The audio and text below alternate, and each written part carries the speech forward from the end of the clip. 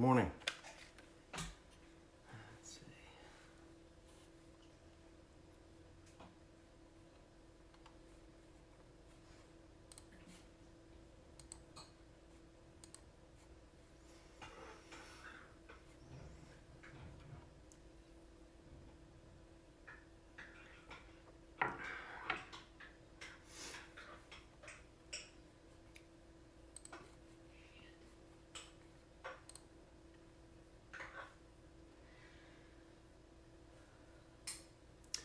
We got two folks on so far. Good morning, Donald.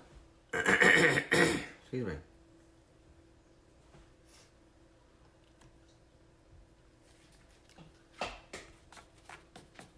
You can tell we're not in my office this morning. We're in my house. Yeah.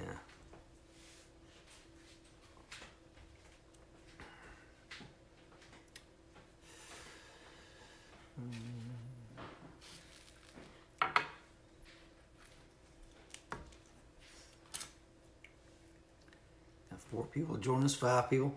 Let's give it another second while I sip my coffee. A couple more folks might join in. This is a coffee cup we picked up in Scotland a couple years ago from the White Hart Inn, established in Edinburgh. It's Edinburgh's oldest pub. 1516, the White Hart Inn was established. 7 folks are watching. Tony is on, Donald is on, Razmik is on. Good morning, all. We will get started here in just a second.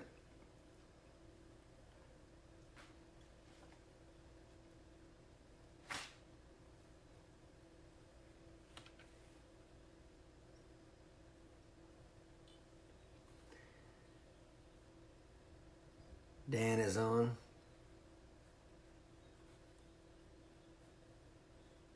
Kevin is on. Walt is on. Morning, Kevin. Good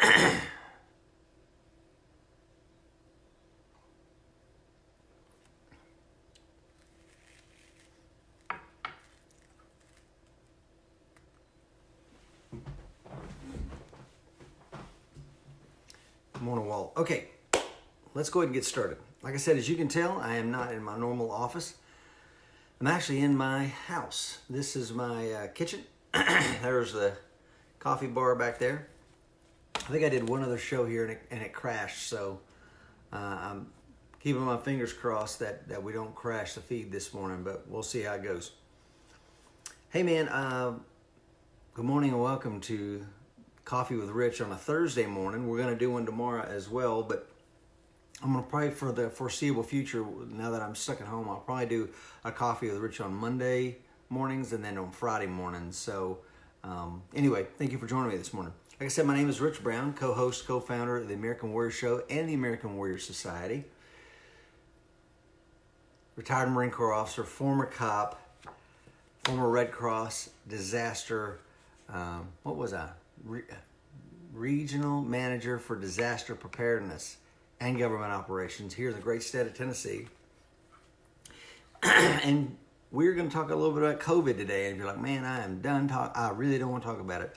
Bear with me. I'm going to try to make it interesting for you. And tomorrow, we're not going to talk about COVID. Tomorrow, we're going to talk about battle belts and how I set mine up and why I have one and what the heck is a battle belt. If you want to learn all that good stuff, stay tuned tomorrow and I'll make it interesting for you, I promise. Swag, man, I'm wearing, I can't really see it, but this zippered hoodie, man, I really like this. And I got a little Ireland shirt on underneath there.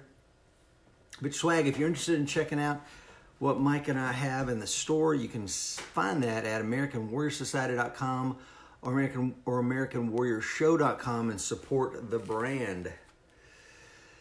As far as, the sponsor for today's Coffee with Rich is going to be the American Warrior Society, man. And if you haven't checked it out, while you're sitting on the couch, you can check it out. You've got time right now, if you're home isolated like I am, to take advantage of some of that content. Maybe you've been wanting to for some time now. We also have free content. If that ain't your thing, man, you don't want to be on a paid membership site. I understand that. We got plenty of free content for you to choose from. We've got Mike is still doing his, I don't think he calls it the Daily Dry Fire Challenge right now, but that's basically what he's doing. We've got AmericanWarriorShow.com, 213 episodes for you to chew through while you're sitting on the couch. We've got all kinds of free content. We've got the American Warrior Society.com, man. There's hundreds of free articles, everything from how do you handle a bowel evisceration. We've got Dr. Dan Hull, an emergency room physician. Also, as an American Warrior Society Life member, he tells you what happens if a loved one has their bowels eviscerated. We got a forensic pathologist that walks you through what wound ballistics do. So we got everything and anything on the site. Please check that out. And before I go any further and tell you what article you need to read and what show you need to check out, let's see who is on this morning. I see all kinds of folks on there. Let's see. Kevin says, like your office. Hey, thanks, man. Walt says he can't be long. He's at work.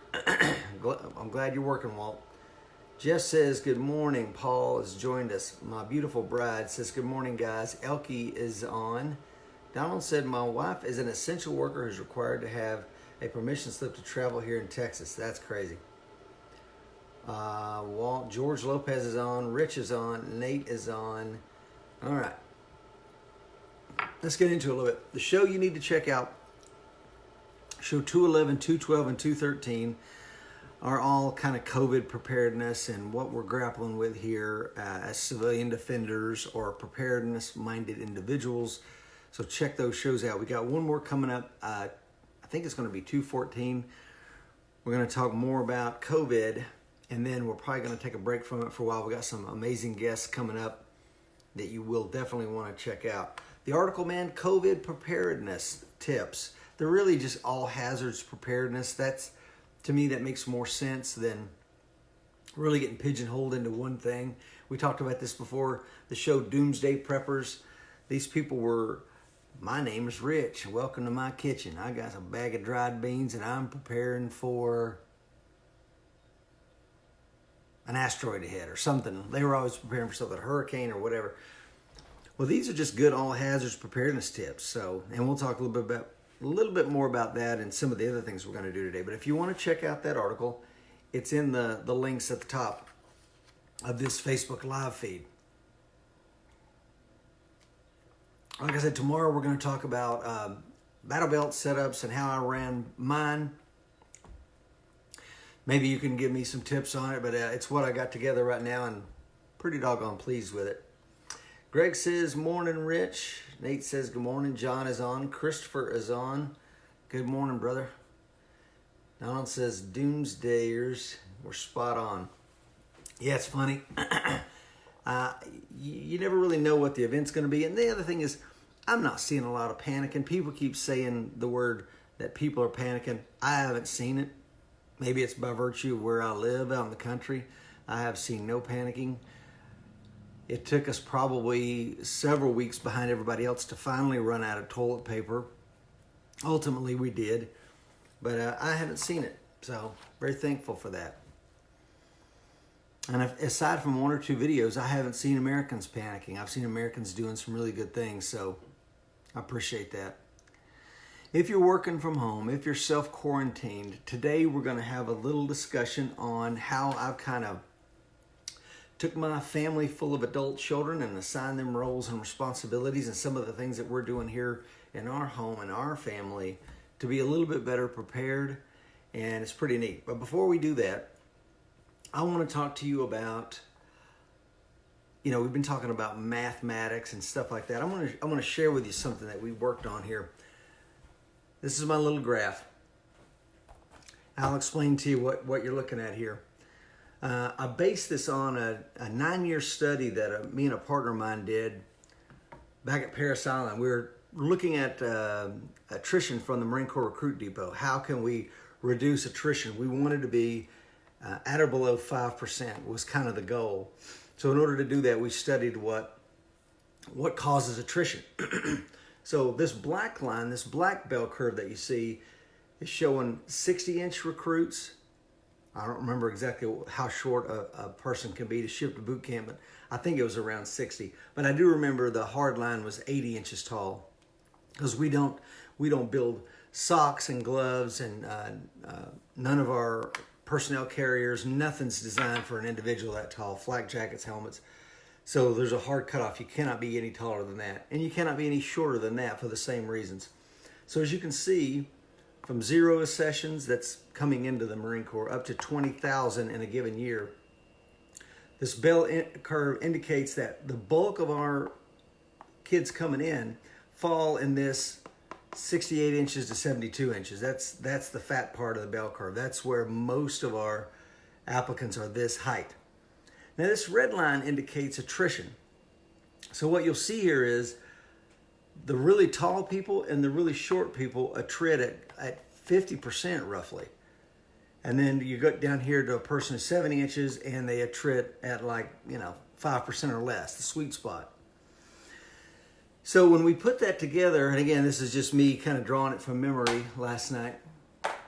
When we put that together, Center for Naval Analysis was also working on a similar study, because we knew we were growing the Marine Corps and we had to find out what could we do to not spend so much money, because to get a kid to Parris Island costs a lot of money only to have them attrit, meaning leaving Parris Island or San Diego, one of the depots, without becoming a Marine. So again, we don't want that line up there. And the other thing so when I talked to Center for Naval Analysis, I'm like, are you seeing this, what I'm seeing? And they're like, yeah, and we don't understand it. It was immediately obvious to me. But to the PhDs at the Center for Naval Analysis, who do nothing but statistical modeling, they couldn't understand why you would see a distribution like this. Why in the world would, okay, maybe they could understand why someone really short would attrit from boot camp, because it's hard to get over the obstacles, etc. But what they weren't looking at was the reasons these kids were coming home. LRE and LPAC. LRE is lack of reasonable effort, and LPAC is entry-level performance and conduct. So hidden inside this data was a larger story. And I said, when I was talking to the PhDs on the phone, I said, none of you guys were in the Marine Corps, were you? And they said, no, we weren't. I said, yeah, because if you were in the Marine Corps, this would make a little bit more sense to you. Because the drill instructors are the ultimate middle school bullies. And if you're really short, they're gonna bully you out of there. And if you're really tall, you're gonna stick out like a sore thumb, and they're gonna bully the crap out of you. And the reason I know that is when you look at the reasons for discharge, like I said, lack of reasonable effort and entry-level performance and conduct. Those were the reasons those tall and short people were coming home. It wasn't because they were getting injured. It wasn't because of anything like that. It was lack of reasonable effort. I don't want to be here anymore. I'm mentally broken. Entry-level performance and conduct is kind of a catch-all for I don't want to be here. So there was no physical reason they couldn't make it. But mentally, they didn't want to be there anymore. They didn't want to be there anymore because they were getting pounded on every day. Now, let's talk about your old pal, Rich Brown. 5'9", so I'm right in that sweet spot of the bell curve. I'm just an average white guy with a last name Brown. I was as vanilla and didn't stand out and really didn't get harassed or picked on. I just sailed right on through there. But I watched the other really tall, somebody has a mole on their face or something that the drill instructors can just hone in on and break them. So my point of saying that is there's a lot of chatter in the data that you don't see. The other thing is that data like this hides a lot of things, and when an analyst tried to make sense of it, they couldn't because they didn't have the context to make sense out of this, okay? So before I go any further and kind of tie it into why am I talking about that in relation to COVID, let's see who's on here.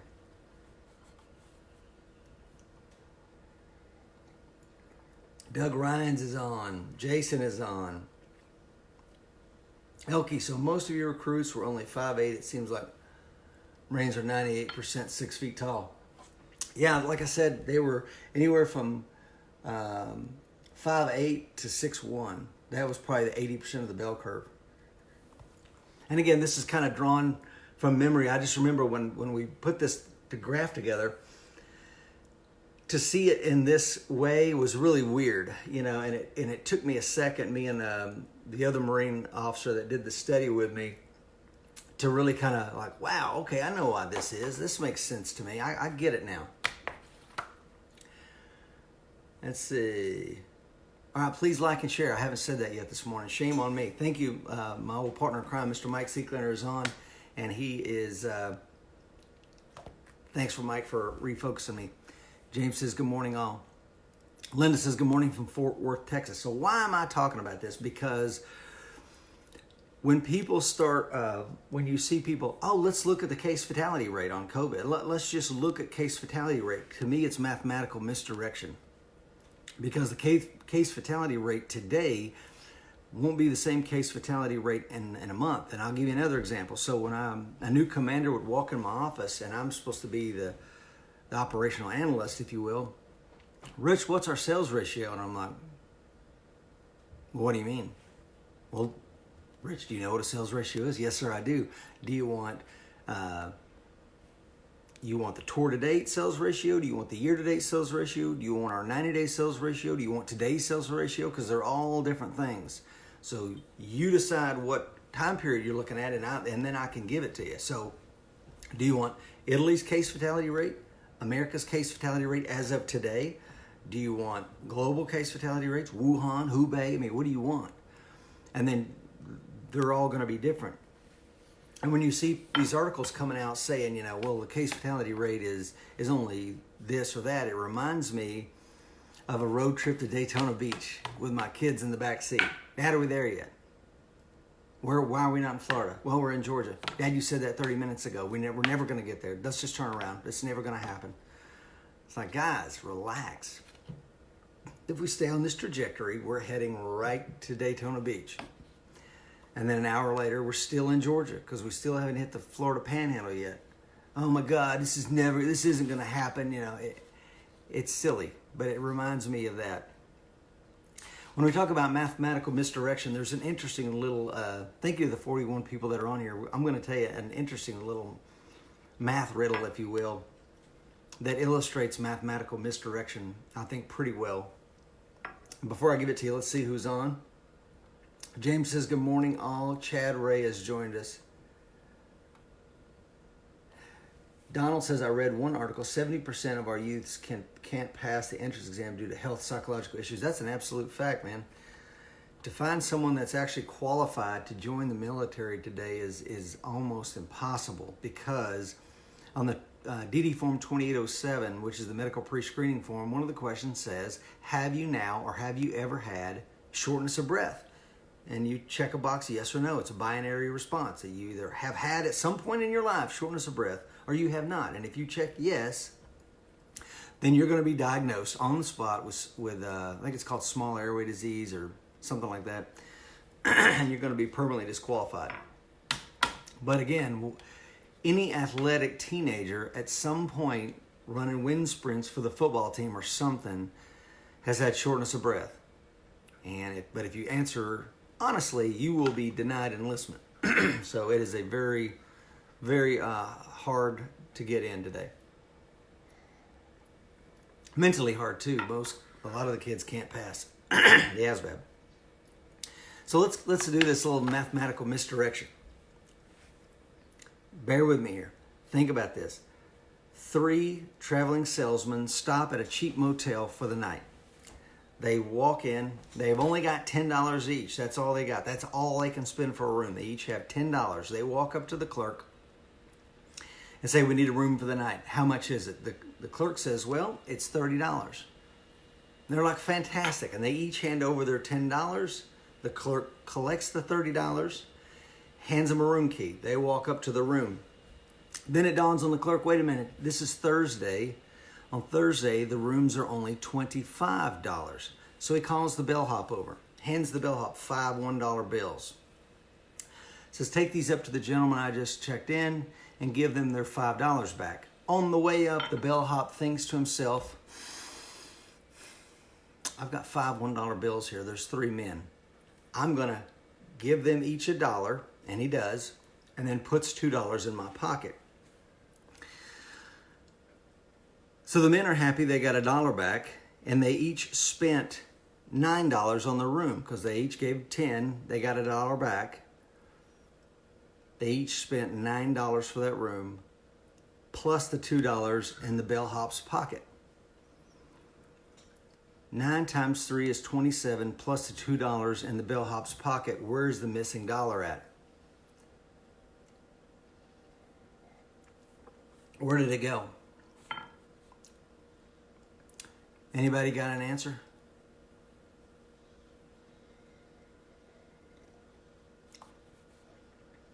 Anybody? So they each paid $10 to the clerk. And then the bellhop brought them each $1. Now they spent $9 each, plus the $2 in the bellhop's pocket. The money's all accounted for, but that's $29, not $30. Where did that money go? Where did the missing dollar go? And you'll go nutty trying to think of it. Because it's mathematical misdirection. There's no missing dollar. Everything's accounted for. But if you look at it in that context, it will mess with your mind. But what I've done is I've got you forgetting that we got a thief here. The bellhops just stole $2 because I got you worried about this little fuzzy math problem over here.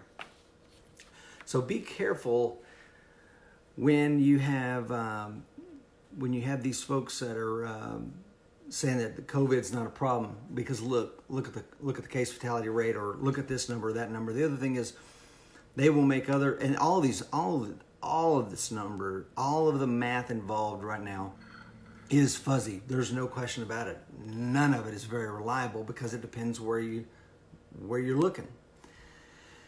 So be very, very cautious as you read these things right now. We're not out of the woods yet, not by a long shot. And anyway, we can all do our part. Rasmus says, I need coffee. Kevin says, I need stronger coffee. Yeah. Think about that mathematical problem. It's pretty interesting, but it proves the point. There's also a really good book called Lying with Statistics. And when I took stats in college, we had to read that book before we reported to class. And it's an interesting book. And if you haven't read Lying with Statistics, it's a great little read, maybe 100 pages, slim book. But if you know how people can use numbers to mathematically misdirect you, you're less apt to fall into the susceptibility. Mike says data can be whatever you need to make your point. And that's exactly right, Mike. And that's the point with Lying with Statistics. You know, if I say the average home price here is on my street is $180,000, what do I mean by the word average? Am I talking about the mean, the median, or the mode? Because all three of them are ways to give an average. You know, so, and if each one of those, the mean, the median, the mode, would be a different number. So again, I look at all these mathematical things that people are chucking out there for our consumption with a very jaundiced eye into it. They will make that look at this number here. This number is real fuzzy. You can't count on that. That number's fuzzy. But let's look at this number. Well, that number is just as equally as fuzzy. And we knew that going into it. And if you go back and listen to show 211, 212, or probably 213, you'll hear us talk a great deal about we won't know solid numbers until COVID has been, we got a vaccine and we eradicated it or whatever. And then the numbers will be relatively in stone. But right now, it's a sliding math problem, man. It's all over the place. Rex has joined us. Gene is on. Let's get into it. Let's see, making sure. Yeah. Okay. So here at the old Brown house, I told you probably a week or so ago, I've divvied up responsibilities here. I'm going to go over some of them and some of the challenges that we faced. So I've made my wife the chief of staff, and my lovely bride we're looking at our budget for the next 3 months, not knowing how long this is going to be in this, but if we continue to be in the situation we're in, losing revenue, taxes coming up, all these things, she's looking at all that math, and then she's also responsible for the general running of the house. My oldest son who's here on grad school, like I said, he's doing cybersecurity research for one of the national labs. But when he's not doing that, I've put him in charge of our safety and security here at the house. So what we did yesterday was we went around and checked all the smoke alarms. We developed a fire escape plan, and then we executed our plan. We walked through it together as a family. We designated a meetup point. We did training on fire extinguishers. We talked about the pass method: pull the pin, aim, squeeze, and sweep side to side at the base of the fire. We also looked at the different fire extinguishers we had in different rooms and what class of fire they were for. So we did all that at our morning meeting. We looked at the house alarm, and we have an ADT system that is no longer hooked up to ADT, but it's still a great alarm system. So we checked it and got it, make sure that it was operable. And today we're going to do some planning on what do you do when the house alarm goes off in the middle of the night. Everybody has a role to play. We're looking at, we put some additional security measures on our doors to harden them, because one of the challenges that I have, and I don't know about where you live, up here in the Cumberland Plateau, my home is kind of in between two large correctional facilities. We got the Morgan County Correctional Facility, which used to be Brushy Mountain State Prison, where the killer of Dr. Martin Luther King escaped from.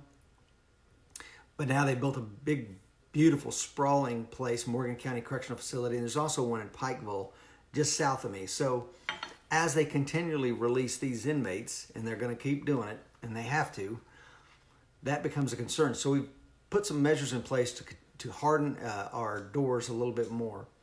So we did some training on that. Like I said, we put in our garage where we have deep freezes and refrigerators and stuff, we put hasps and locks on those. So my son Grant, he's responsible for all that. My youngest daughter Maggie, she's responsible for our daily entertainment. So she will have, like, I got a movie for you to check out. We're going to play a game together. Last night we tossed the football. It was beautiful. We got outside. She's responsible for our supplies. She develops our weekly supply run when we go into town. What are we going to get? And she does our daily menu. And last night we had salmon and couscous and peas and red wine. And my youngest son is responsible for medical and sanitation. So we've been looking at trauma. Who's responsible for that? Who calls 911? What's our transport plan? Are we going to rely on 911 or EMS? Or are we going to transport ourselves? Because as we've seen in some other disasters, EMS couldn't get to you. I was telling my son, his initial idea for a transport plan is we'll just wait, 911 will come in. I said, well, okay. During one of the disaster relief operations I managed, I got on a conference call with the three counties that were affected and said, and the first thing out of their mouth was, oh, by the way, your 911 tower's down. That's why you're not getting any calls. And we're getting them, and we're going to start routing them through someone's cell phone at the 911 place. So I've seen this be a problem before, so we need a better transport plan. He's working on sanitation. How do we stay sanitized while we're in this confined space together? Medication and prescriptions. Does everybody have enough if this goes long? What kind of medication is everybody on? We're in the brown house. HIPAA doesn't necessarily apply. I want to know what medications you're on and what will be the ramifications if you don't get your medication. So we make sure we do that, because one of the things I saw, because we were way out in front of this, we stocked up on our medication probably in late February and got several months worth, I think maybe 6 months worth. So I watched a couple the other day at Kroger's, and their doctor called in 3 months, and they're like, I'm sorry, sweetheart, we can only give you a month's worth. We just don't have enough. So they were rationing medication, and the people couldn't understand why. And I'm like, have you been watching TV? Most of our prescription medication comes from China or India, and India's done a ban on all exports. So that could be a problem. We also did training yesterday on CPR and the Heimlich, so now everybody knows how to do CPR. Is that important? Absolutely. So those are some of the things we're working on. I'll turn it back over to you guys. Thanks to the 44 folks that are on. What kind of questions or comments do you have about what we're doing? And maybe what are you doing out there where you're at? Let's see here. Let's see. Rex says, good book. I'm assuming you're talking about lying with statistics. It is. Nate says, fuzzy, yes. Still, if you divide the number of deaths by number of reported cases in the big cities, it currently comes in very close to 1%. Does it mean anything? Don't know. I'm with you, Nate. I don't know what it means, because right now, like I said, hidden in that data is right now we have ventilators, and we can keep that number at or below 1%, I think. What happens if the projections come to pass? And again, this is what if. We can play what if all day long. What is that saying? If ends and buts were candy and nuts, we'd all have a jolly good time. So if we run out of ventilators here in a month or so, will the case fatality rate remain at 1%? I don't know how it can. But like I said, I'm very close to this, like I told you last week, because of ARDS, acute respiratory distress syndrome, killed my sister. I watched it go down.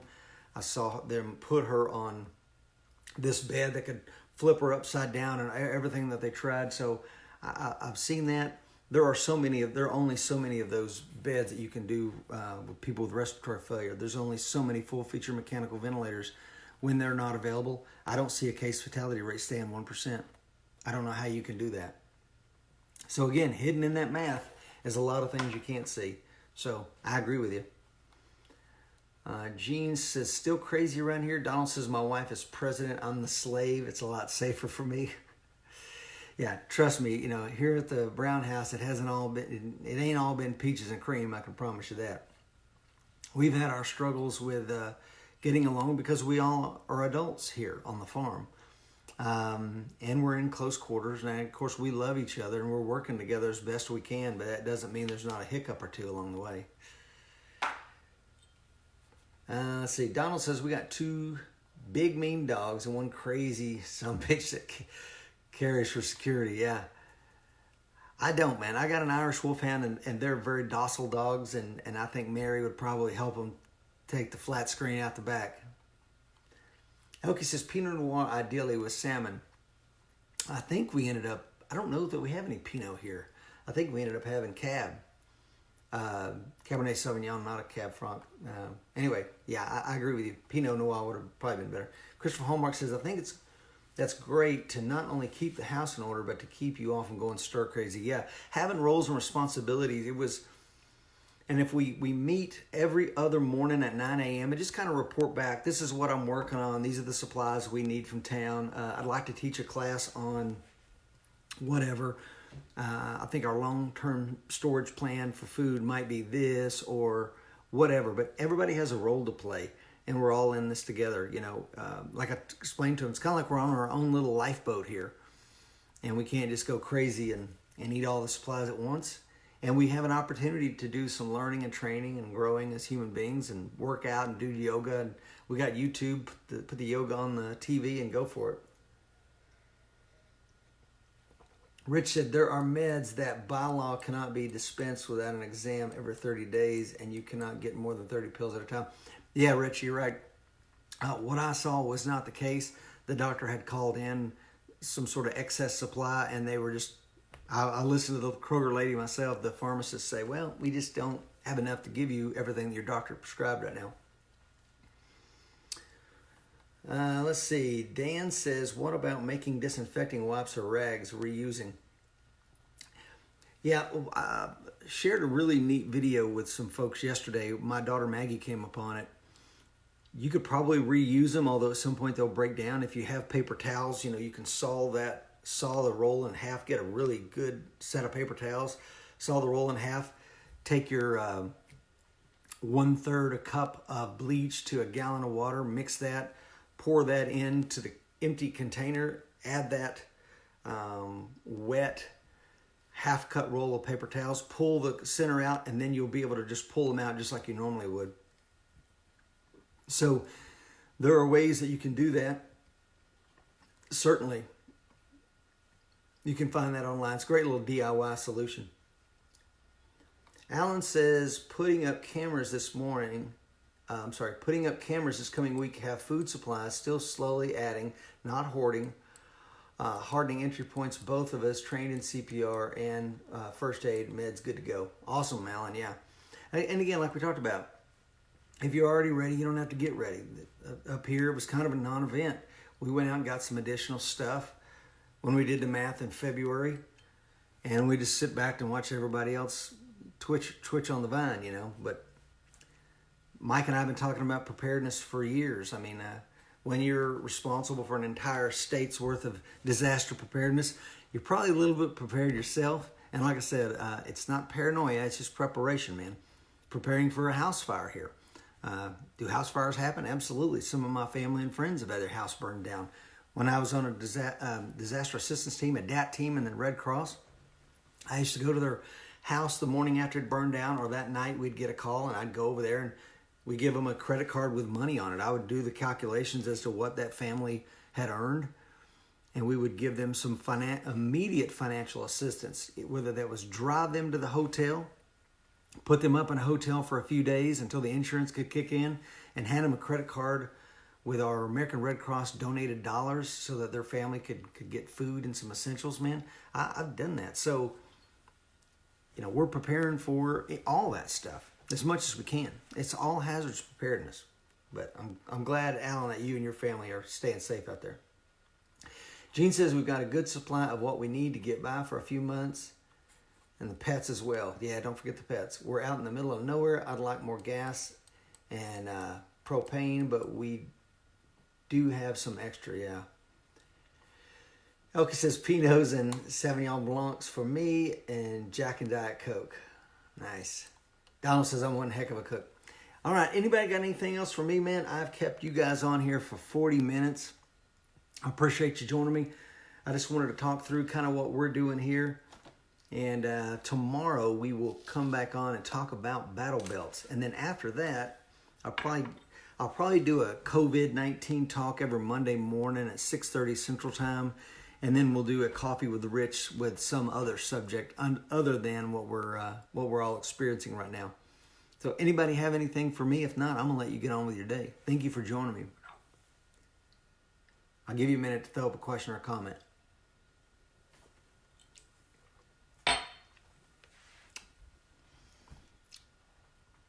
Jason says, Semper Fi. Hey, Semper Fi, brother. Good to see you this morning. Kevin says, much thanks for your time, man. I appreciate you guys tuning in with me.